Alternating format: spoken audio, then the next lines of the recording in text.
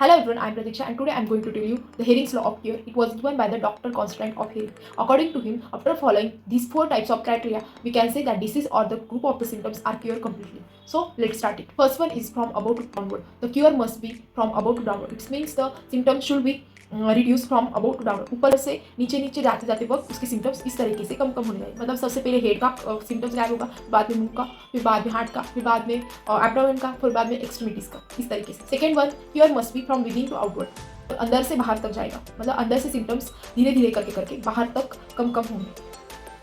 इसका मतलब कैसा है, जैसे हम कहते हैं अगर एक पर्सन को कुछ भी स्क्रैच एब्रेजन वगैरह हुआ तो सबसे पहले क्या होगा, अंदर की स्किन आएगी, फिर बाद में बाहर की आएगी, फिर उसके बाद बाहर की आएगी, फिर आपके पास एक फाइब्रिन का लेयर तैयार होगा, फिर बाद में वो निकल जाएगा. तो इस तरीके से फ्रॉम विदिन टू आउटवर्ड. फिर बाद में third one is irreversible to the reversible. Irreversible मतलब परमानेंटली इनक्योरेबल. इरिवर्स ऑर्गन्स मतलब अगर सिरोसिस ऑफ लीवर ये इरिवर्सिबल चेंजेस है, वहाँ से वो पर्सन को हेपाटाइटिस तक जाना, तो इसको बोलते हैं from irreversible to the reversible. And then fourth one is the from more vital organ towards the less vital organ. जैसे कि अगर पर्सन को हार्ट से रिलेटेड डिसीज था या फिर लंग से रिलेटेड डिसीज था, तो उसका वो डिसीज गायब हो गया और धीरे धीरे गायब होने के बाद वो स्किन के तरफ जाकर स्किन का डिसीज जनरेट हुआ. मतलब from more important more vital organ towards the less vital organs. तो इस तरीके से ये थे 4 criteria according to the doctor Constantine of herring.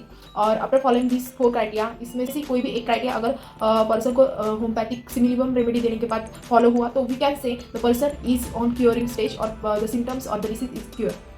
I hope आपको ये समझा होगा. अगर नहीं समझा, you can ask me doubt in the comment section. And फिर से मैं कुछ नया टॉपिक लेकर आऊँगी आप सबके लिए. तब तक के लिए बाय.